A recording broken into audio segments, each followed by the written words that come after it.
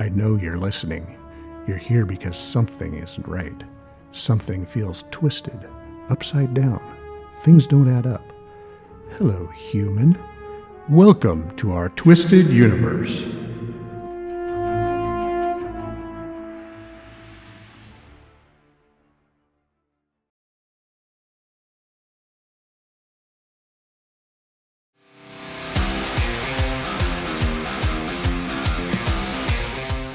In this episode, your hosts Joe and Christy talk with the Unchained Brain Podcast about all manner of things, from healing with frequencies to spiritual battles and just about everything in between. Buckle up, kids. Here we go.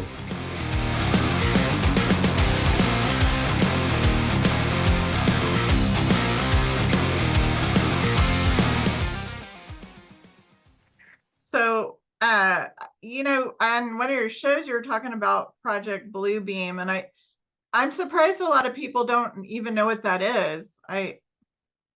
Could you just go into that a little bit? So are you guys familiar with Ray Kurzweil? Do you remember that name? I do.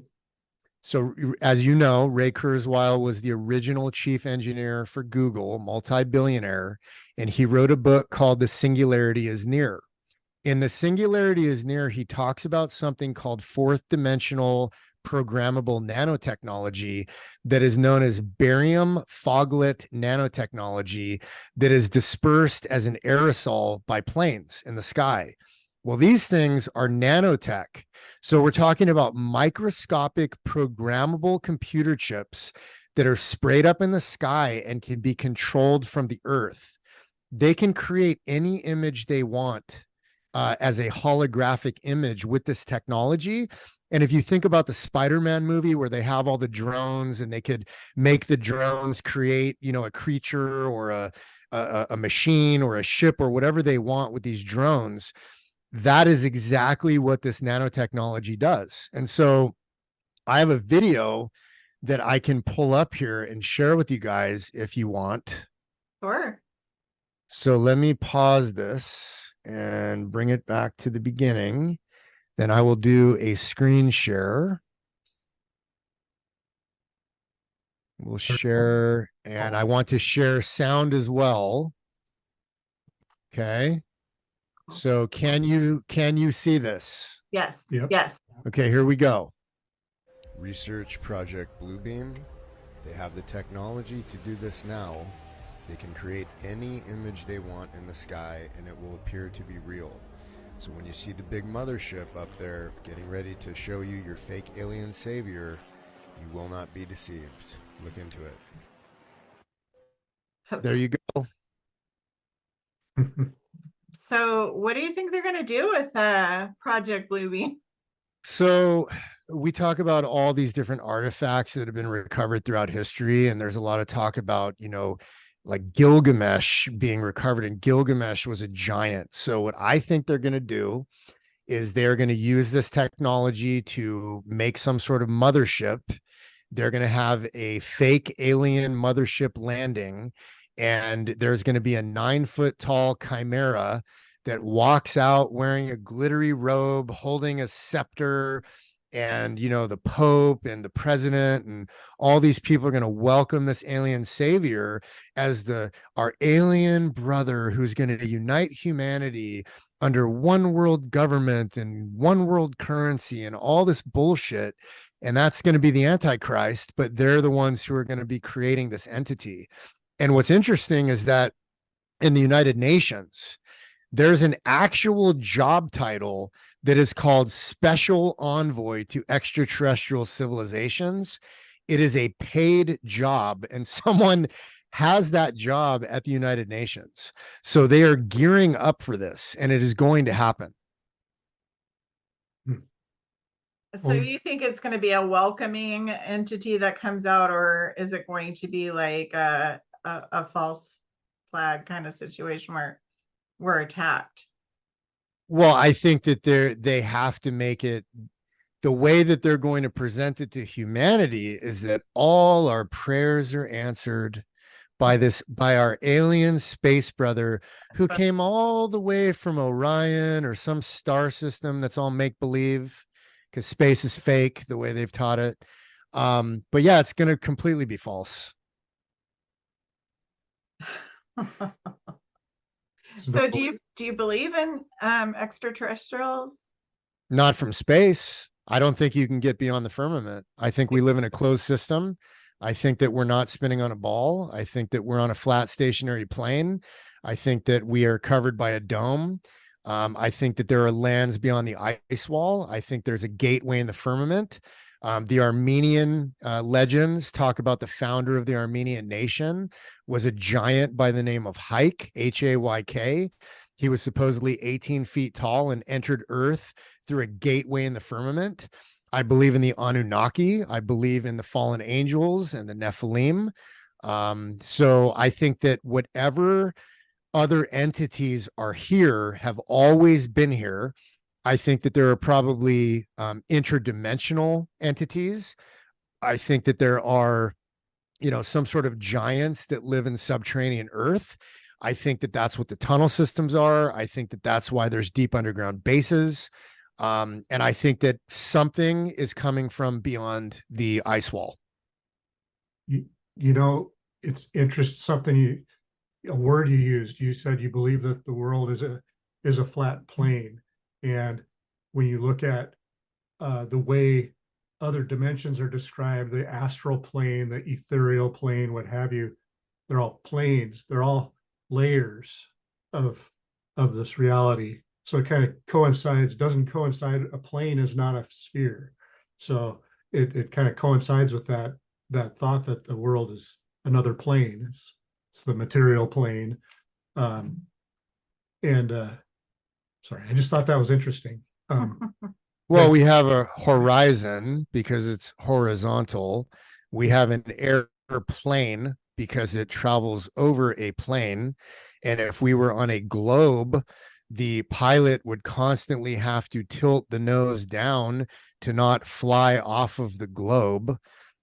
We have spherical trigonometry that shows that if the Earth really was the dimensions that they say it was, 24,000 miles in circumference on this globe, spherical trigonometry says that for every mile you go, it's 8 inches of curvature squared. So if we go out 100 miles, that's 6,600 feet of curvature. And if you look at amateur astronomers and amateur researchers that have sent balloons up at 120,000 feet, the further the balloon goes up, you still see a flat horizon. And the only way that they create curvature is with CGI trickery and fisheye lenses.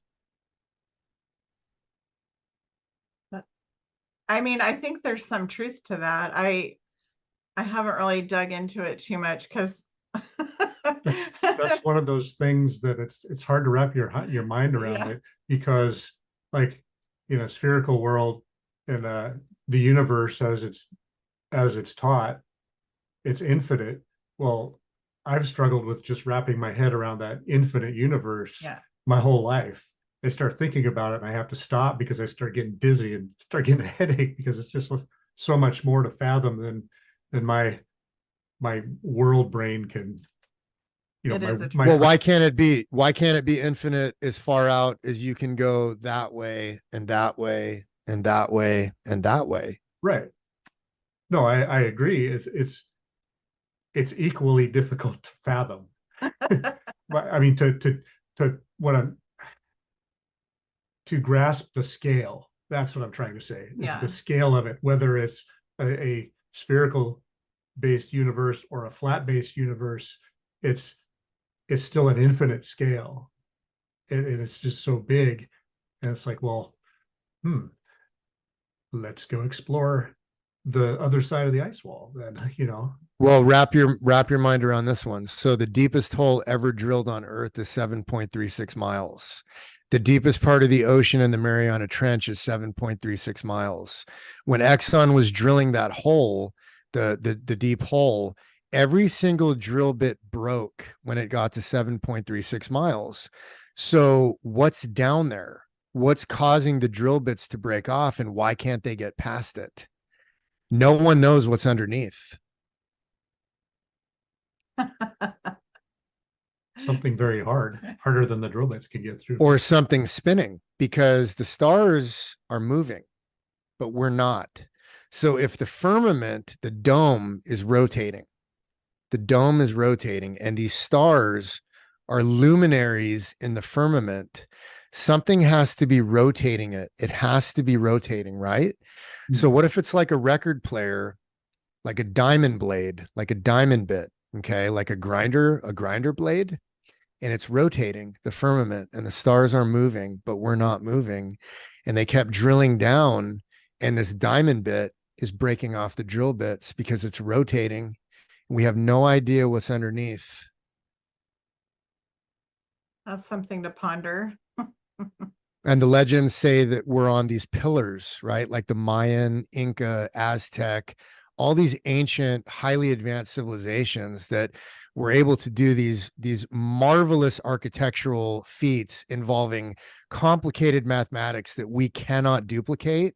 They spoke of this earth that we live on with these 4 pillars in the corners, and we're raised up, covered in this dome.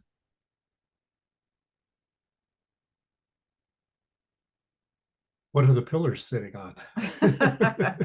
That's the question. Maybe somebody's coffee table. Yeah, the bottom of the snow globe. Exactly. So funny. I'm always trying to peel the onion all the way down till it's gone. And we have definitely seen craft in the sky. I don't know if you're familiar with ECETI Ranch. It's in Washington. We used to go there all the time because we're from that area. But every time we've gone, we've always seen, they're kind of like, they're so high up. They're just like ball looking. It's not like you see a whole UFO thing, but it's kind of like a ball of light. And sometimes they'll hover and then they'll glow really bright. They call them power-ups, and they're always there. I've never not seen something like that.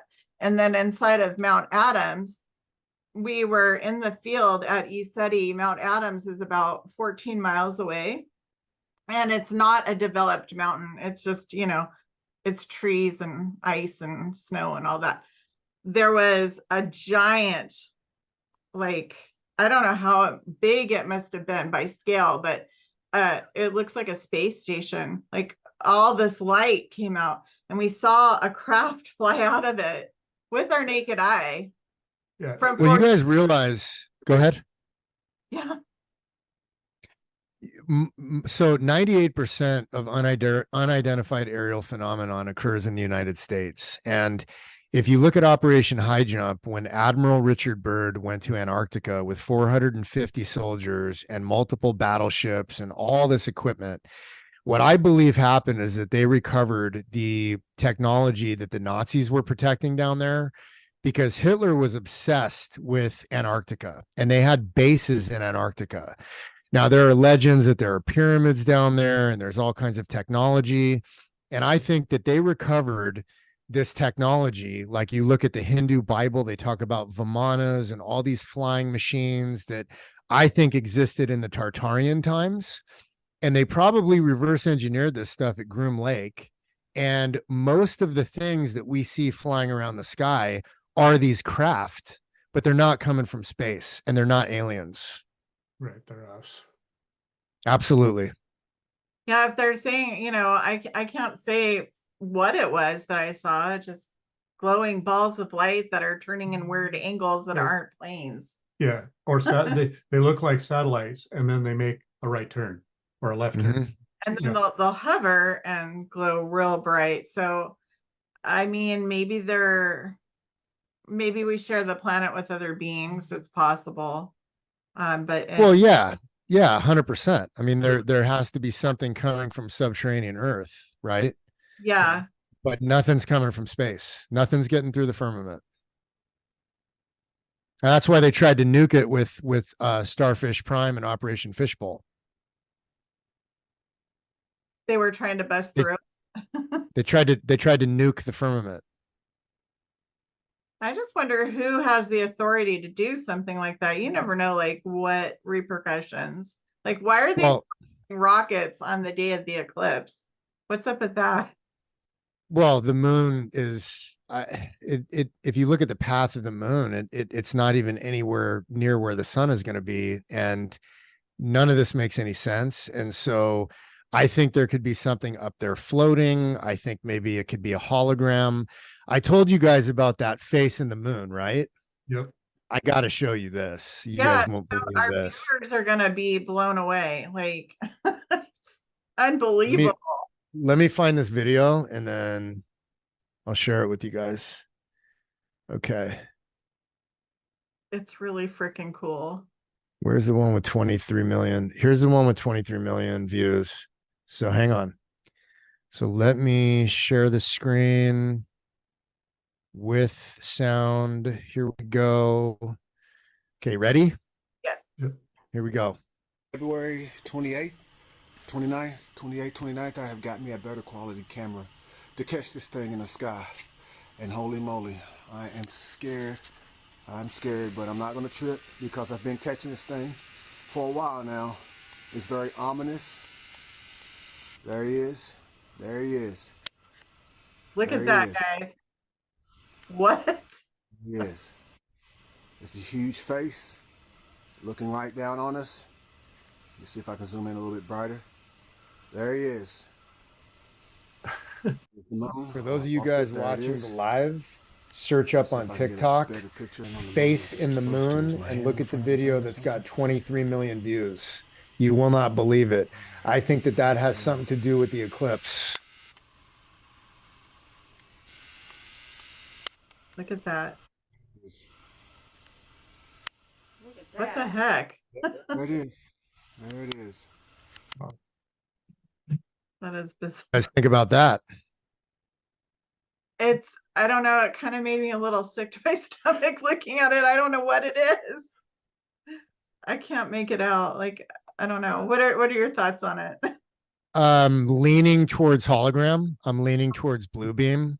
I mean, I think that SpaceX, I think that Starlink, I think all this stuff is either high altitude solar powered drones, balloons with some kind of holographic technology to make people think that there's satellites up there. There's no real photos of satellites. There's not one iPhone picture of Earth from space. I think that NASA is just CGI trickery. I think that all of this is designed to deceive the masses. All of it. This video is going to air after the eclipse, but what are your thoughts on these? So you think it's some sort of trickery going on? Yeah, because if you look at the path of the moon, it just doesn't make sense that there could be an eclipse. So I think that we'll see what happens on the 8th. I think that the controllers love to scare everyone. Yeah. Get your food and fill up your gas tank and have your generator, blah, blah, blah. But, meanwhile, like they had, all of these cell towers were down, and they had this thing that happened the other day where there was like 55 cell towers that went down. So it's like, I think they just test how bad they can mess with us.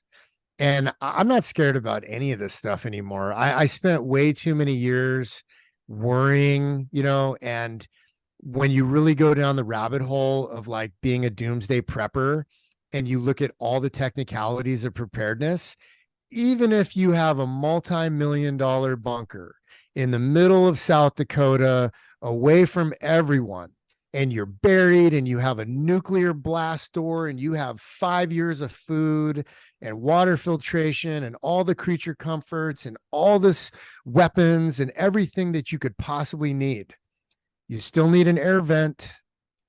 You still need, so what happens when a roving horde of lunatics gets a front loader and dumps 5 yards of dirt on your air vent and suffocates you? You're going to have to come out and fight. So I don't worry about this stuff anymore because I'm right with my creator. I've already been out of my body once, almost died in that car crash. And I just don't think we have anything to fear. I think that, like Tony Robbins says, right? False evidence appearing real. That's what their whole MO is with everything they push out. Look at what they did with the flu. They renamed influenza and got the whole world to freak out because of how powerful their media is and how orchestrated they are.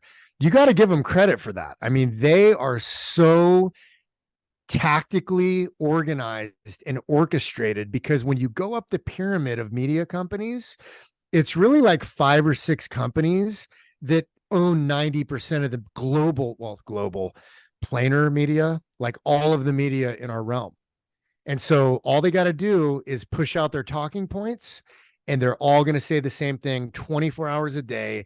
And human beings inherently are very docile, innocent, controllable, gullible.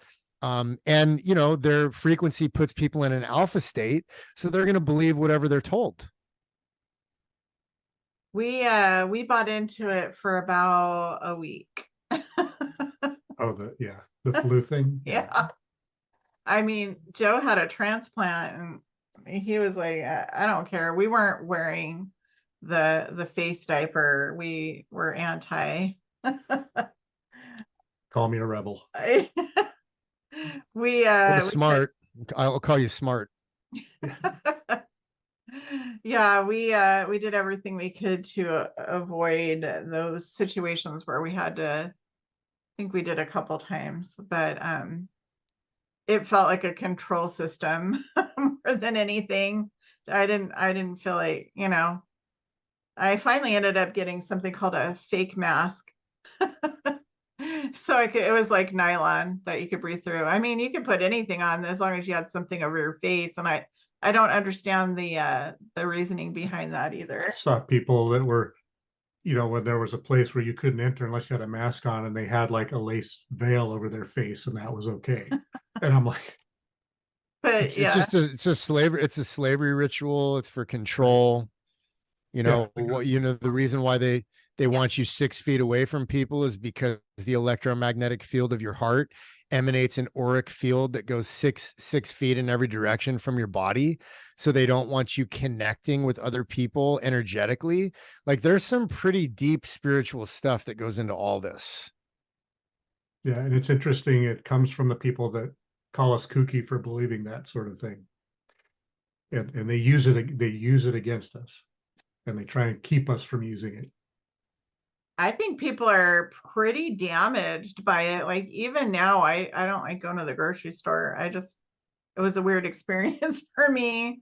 We were in the Northwest and they were all in 100%. And it was actually very hostile there. So we ended up moving in the middle of it to Texas, where it was way more open. We just couldn't take it anymore. But yeah, I feel like there's long-term repercussions of all of us collectively. We've gone through this. It's basically torture, and we're still recovering. I think a lot of people are having trouble connecting with each other. The kids in school, there's like all kinds of documented that it's damaged the children. Yeah, I've noticed it definitely impacted our society's ability to connect socially. People's social skills have taken a big hit through the lockdowns and the restrictions and everything, and the relentless propaganda. Well, the people who believe it still. Right. It's shocking that people aren't more aware of what they did to us. My father actually was, he ended up in the hospital during that time and was completely by the hospital. You're saying they actually killed him? Yeah, they killed him. He was in Ohio at the time, and I wasn't able to get there before he was ventilated, but they gave him the drug. And did it shut his kidneys down? Yeah, instantly. And he already had a little bit of kidney damage going on. And I talked to the nurse. I was like, we told you not to give him. I had medical power of attorney, and they wouldn't listen to me at all. and I was on the phone trying to get there to him, and they gave him after he said no thank you. His kidneys shut down completely. They handcuffed him to the rails. I mean, it was nuts. And they put him in the ward. And it doesn't look like he even received any fluids. And I mean, the whole thing, like, we already knew what was going on, and it's just so unfortunate, because I would, if I would have been there, I would have been able to protect him, but I couldn't get him out of the hospital after he was already on the ventilator. Well, number one, I'm really sorry to hear that. That's horrible. Number two, isn't that a medical malpractice lawsuit? The state of Ohio made it that you couldn't, if it was a related death, you weren't allowed to sue. No lawyer would take it. There was another lady that came into the hospital when my father was there. My sister was witnessing this. She came in for a sore tooth. They said they needed to test her to see if she tested positive, which she did. They handcuffed her to the rails in the hospital room. And my sister was in communication with the woman's daughter, and the other woman that we were watching, her daughter left, and the mother was ventilated, but she actually fought them because she didn't want that. And they ended up breaking her neck and paralyzing her. And she was within 2 days of my father. Twilight Zone. That's the Twilight Zone. California actually is the only state that I know of that started a class action lawsuit, because it was a systematic way they did it. All the hospitals were doing it the same way, same medicines, same procedures, everything. That's horrible. It was a whole thing. Yeah. But California, as far as I know, is the only state that brought up a lawsuit. It's kind of out there. I think a lot of people know what happened, but the people that stayed home that weren't feeling good, they actually made it. And the people that went to the hospitals, they didn't. I know. Stay away from hospitals. Stay away from hospitals. The third leading cause of death in America is called iatrogenic causes, and that's a fancy way to say medical mistakes. The third leading cause of death in our country. That's where we're at in our medical system. I would just say, everybody, that it's wise to have what do they call that? You have, like, you write it up before you go in. Oh, advanced directive. Advanced directive. And stay out of hospitals if you can avoid them. Absolutely. We go to a local doctor, and that's about it. I'm not telling people not to go to the hospital, but there was an agenda, and the people, they got paid a lot of money. I'm sure you're aware of that. $15,000 per death, $13,000 per diagnosis, and there was some other amount of money for a certain incident per patient. I don't remember what the third one was, though. Well, if they got the diagnosis, they got the remdesivir shot, they got put on the ventilator, and then COD. And right. Hundreds of thousands of, I think it was like $300,000 per. Yeah. That's just, what do you even say to that? So crazy. It's hard, you lose your family member, but to know that they were part of that system and they were railroaded through. I don't know. You don't get over that. But I'm really sorry. I'm really sorry for your loss. That is just terrible to hear. Like, secondhand, that experience is terrible. Thank you. We can move on. I know Joe's like, shut up. I'm never gonna stop being pissed about it. That's for sure.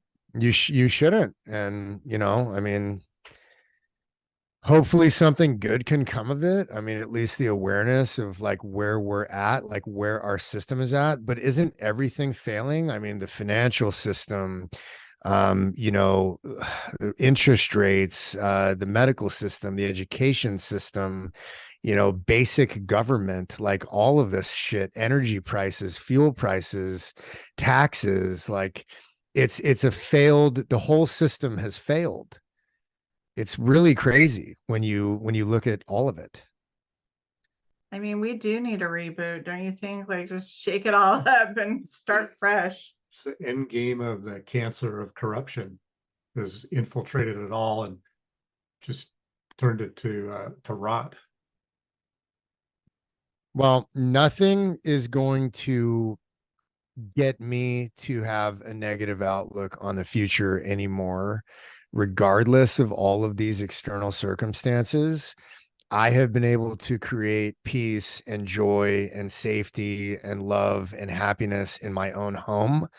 And that transfers over into every interaction that I have in this world, even though when I go out in the world, I feel like I'm playing a video game.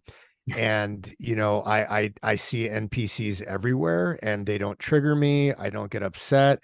Not that I get messed with anyway. People don't mess with me and I don't allow that. And I allow people to be who they are. And I do not feel that it is my purpose to wake anyone up in the real world when I go out. It is not my purpose. I can see total.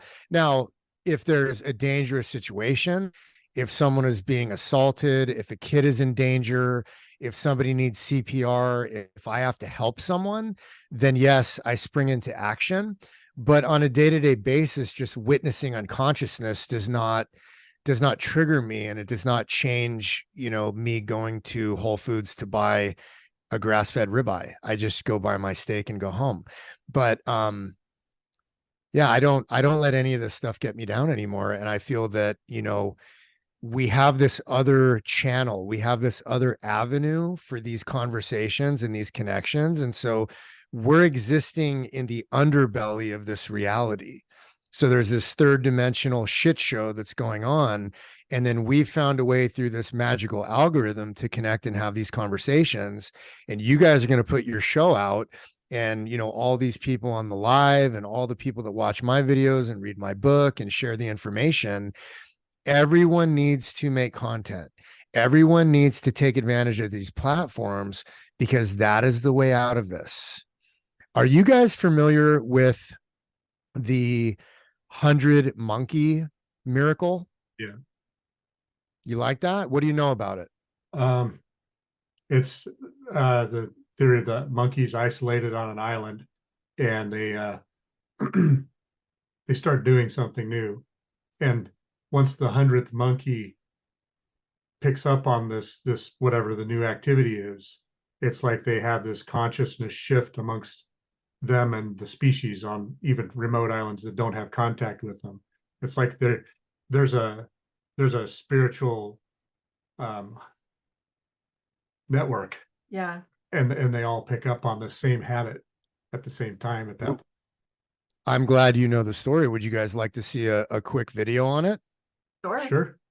Because I believe in my heart that this is the answer to all of our problems. So let me pull this up. Hang on. Let me pause this, go to the beginning. So this is my interview last night with the fittest flat earther on TikTok. He has absolutely blown up on TikTok recently.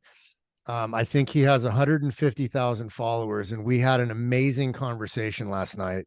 So let me share the screen, share the sound. Let me know when you can see it. Yes. Yep. Yes. Yep. Okay, here we go. This is going to be fun here. So let me share this. So in Koshima, Japan, there was a group of monkeys that liked to eat a certain sweet potato. And the sweet potato was covered in sand and dirt and bacteria and mold, and it made them sick. But they loved eating the sweet potato. And one day, a renegade monkey went down to the shoreline and he began to wash his sweet potato. And he was looked on sorely by the older monkeys because he was a renegade, crazy young monkey who was doing something so different than what they had always done before. Well, this monkey washed his sweet potato and he ate it, and he did not get sick. He washed off all the bacteria and the dirt and the sand, and they were able to eat the sweet potato, and then they took a nice nap and they were happy. Well, pretty soon, all the other monkeys got the idea and they started washing their sweet potatoes too. Well, the older monkeys didn't because they thought the young monkeys were crazy. So the old monkeys continued eating the mold-covered sweet potatoes and puking their guts out on a daily basis because it's something they had always done, and their cognitive dissonance prevented them from entertaining any new ideas around these sweet potatoes. Well, here's where it gets interesting. Once a collective was developed of all of these monkeys washing their potatoes, something magical happened. And this goes back to the Washington, D.C. crime study. An energetic frequency was created that affected all of the surrounding islands, and simultaneously, all of the monkeys in all of the other islands that had never seen this done before began doing the same thing because they did something energetically in the field and they united their species with a new method to allow them to eat these sweet potatoes and not puke their guts out. That is collective consciousness. You, my friend, are a great storyteller, and I'm not calling that a story, but That's awesome. your side gig is a. So there we go. That's the answer. All of our problems. There's something to that, and that's, when they keep saying, ascension, and they're trying to hold us back, because like that, the monkeys were ascending, we're gaining knowledge, we're becoming more heart-centered, and it's like lighting up everywhere. Yeah. I was going to say that when you're out and about, like you were saying, you're not triggered by the people that are still asleep, but you go out into the world with a heart-centered approach of compassion and kindness, and they'll start to wake up because they'll pick up on it, much like the 100 monkey effect. They'll start picking up on that kindness and compassion, and they'll start to wake up on their own, much like a lot of us did. And when they do, they're going to have the freak out, but you'll be there and you can help them to get through it. And that's how you red pill them. You don't red pill them by, hitting them with a fire hose. You just sprinkle a little bit of water on them. Well, and you guys remember when Neo woke up in the Matrix out of his pod, and he got up out of the pod and looked around and saw tens of thousands, if not millions, of other humans in these pods. That's what a conversation would be like if you try to force any of this information on anybody. Right. It's talking to someone who's still in their pod. You can't do it. Yeah. They're in their. You have to let them be in their pod until they're ready to break through that weird layer of plastic or rubber or whatever was keeping them in their pod. Yeah.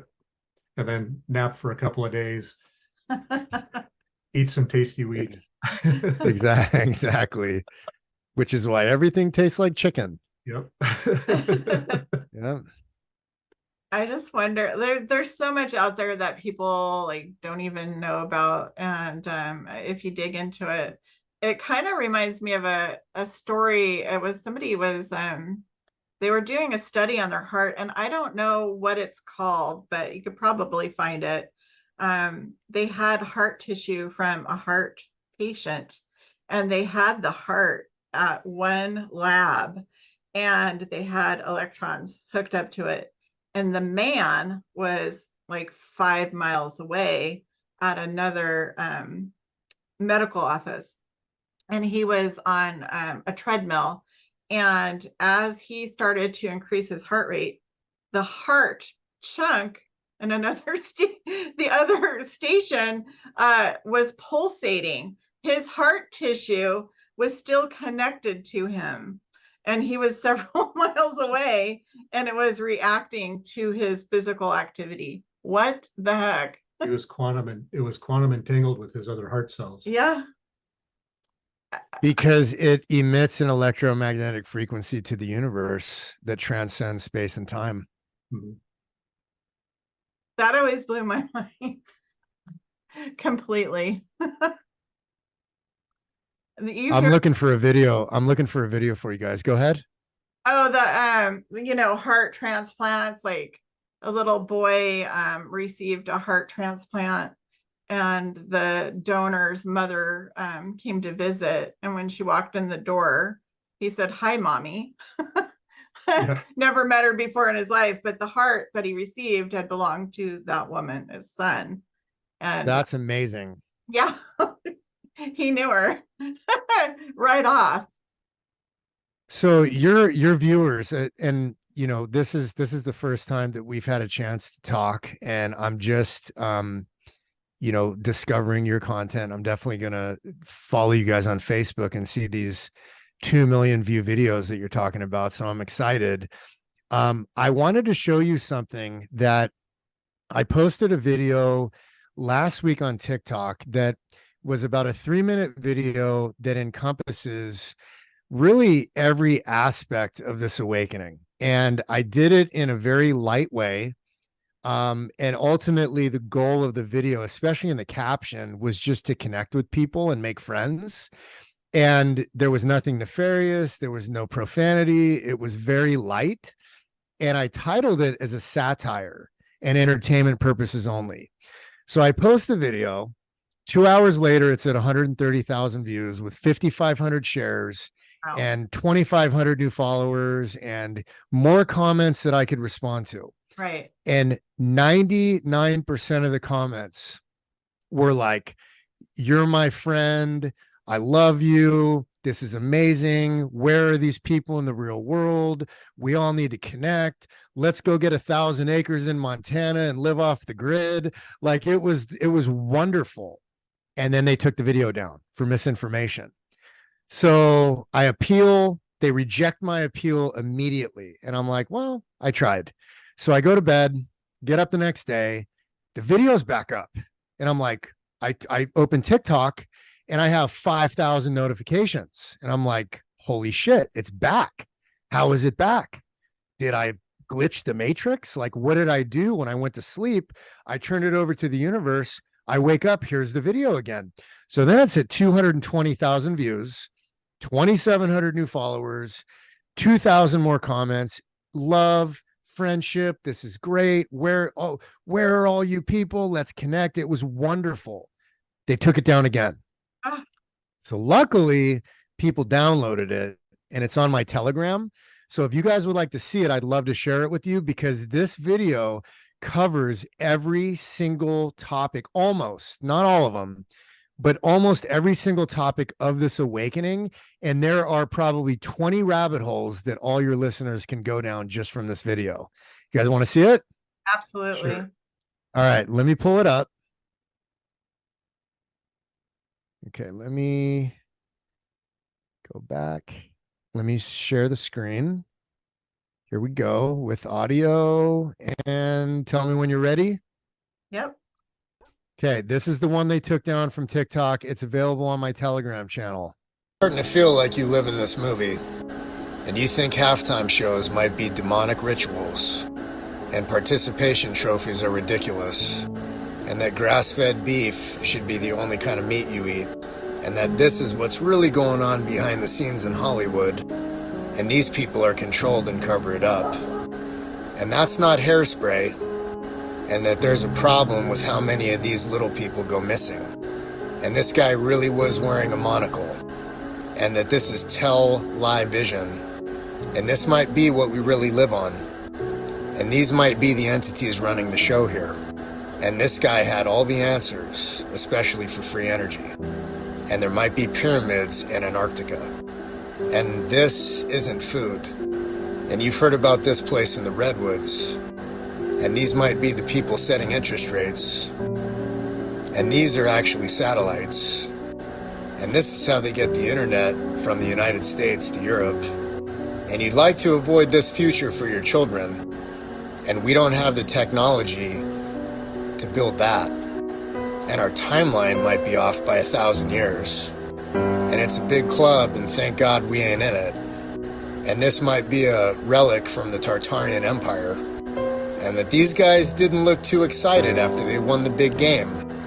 And this is only the tip of the iceberg. And these were not created by asteroids coming from space. And this guy knows what real medicine is to heal the brain in trauma. And that the orphan trains might have been responsible for repopulating the reset. And that dinosaurs were a psyop to cover up giant human skeletons and titans. And that this is ridiculous and everyone should own a diesel, then we should be friends. Much love. Yeah, so they took that one down, unfortunately. It's crazy how they take this stuff down so fast. That's nuts. Yeah. It's a problem when you're trying to speak your truth and it doesn't go with their narrative. Absolutely. And we have to, I just need to, it's a learning process, right? It's like when I design these shirts, so AI would not do anything regarding geoengineering. So I'm messing with ChatGPT and I'm like, show me planes dispersing, air, stratospheric aerosols. And it's like, can't do that. That's a violation of, my parameters. And I'm like, okay, fine. Show me, let's make it a comic book. Show me airplanes with large canisters of hairspray. And the airplanes are flying across the sky, spraying hairspray. It did it. And I said, okay, now make it more sinister. And so then it changed and I did it again and again. And I tried to push it as far as I could. And then finally, I don't know if you can see that. I don't know if it's too bright, but I was able to get that.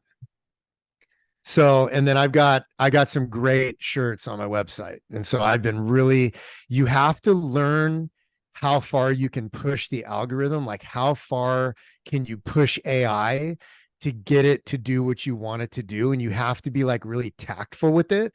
And what I found is that when you tell it it's a comic book or it's for educational purposes or, all this type of stuff, like I have some amazing images now.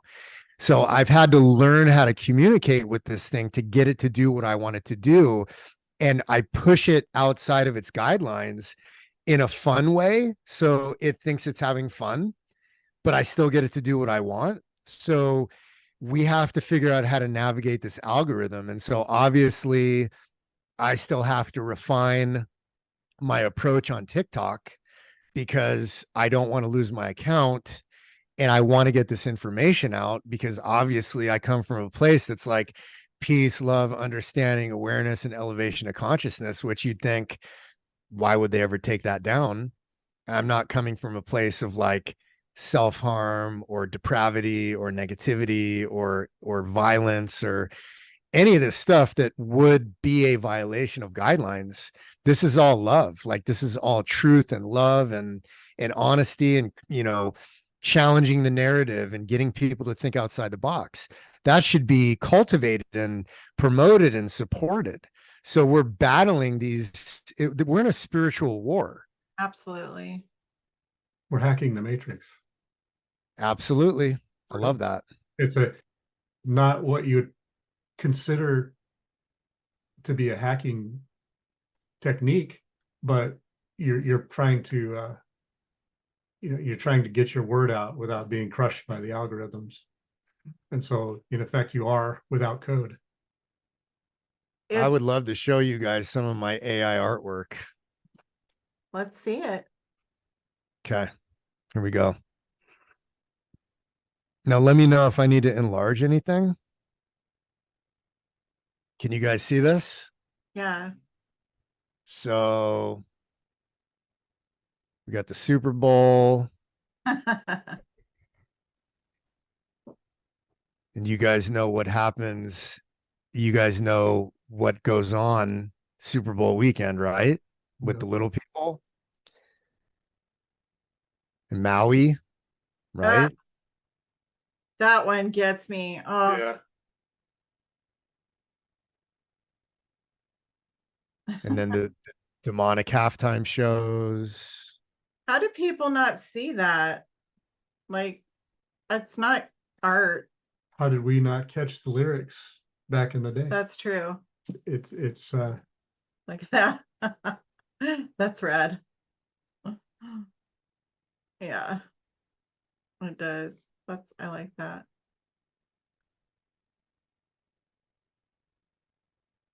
Yeah, I got some other ones too. Let me scroll down a little bit. So like here, like the deep underground bases,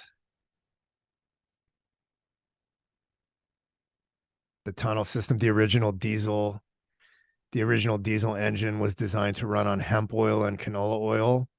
And then when Rudolph Diesel died mysteriously and Rockefeller acquired the patents for the diesel motor, they re-engineered it to only run on crude diesel. And Rockefeller, of course, owns Standard Oil. mm-hmm. So all the diesel engines needed to run on crude diesel. That's my first image where I got AI to design the airplanes with big canisters of hairspray. And so then I kept pushing it and pushing it and pushing it. And then I finally got it to do what I wanted it to do. And then hairspray on the crops. Of course, we know that's not hairspray. And then the GMO corn.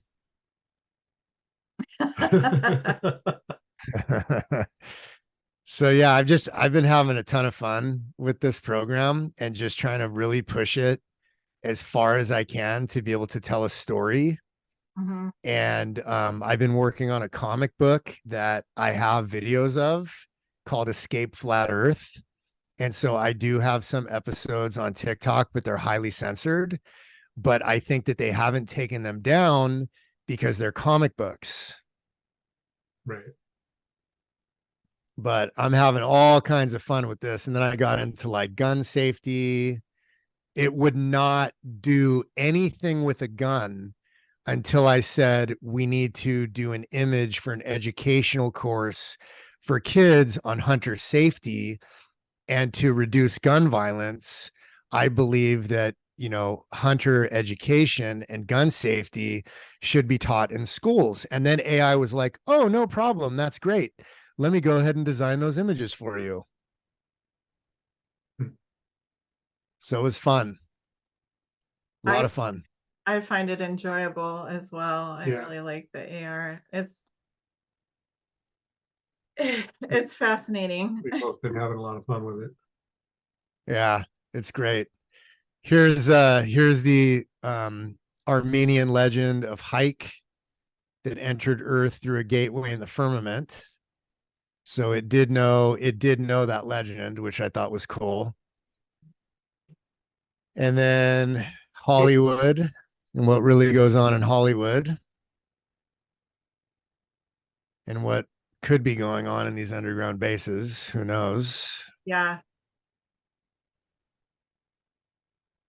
Wild. It's wild how far you got to push it. And then I got into Maui. Well, we don't want to go too far down that road of what's really going on. Oh, you guys have heard about adrenochrome, I'm sure, right? Yeah.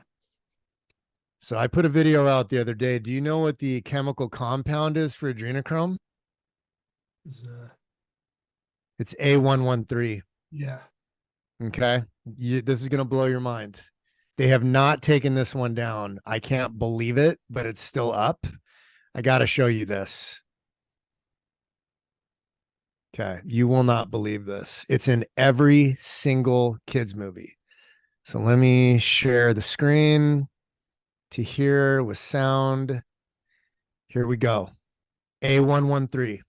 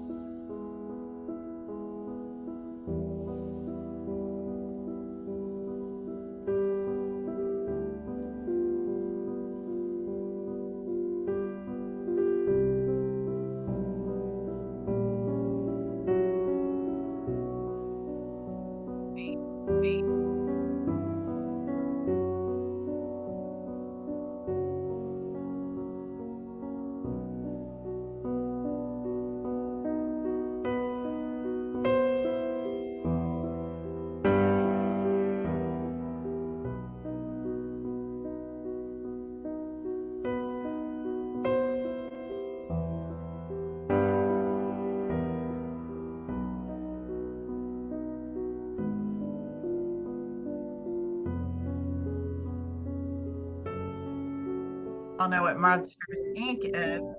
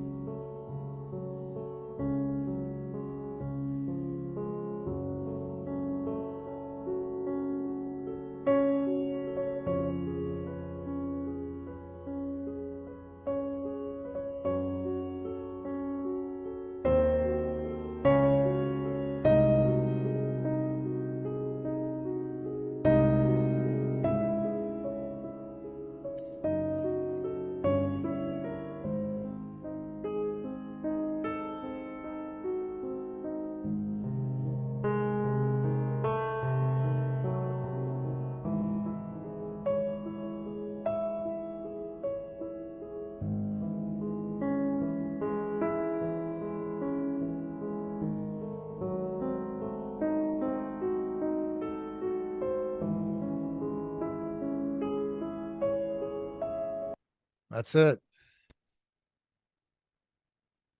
Wow. That's mind blowing. I mean, we knew it was there, like the symbolisms and things, but I didn't catch the A113. Yeah. Yeah. It's wild. And, you know, we're just like Roddy Piper found those glasses. We're developing a spiritual vision where we can see through the illusion, this veil of deception.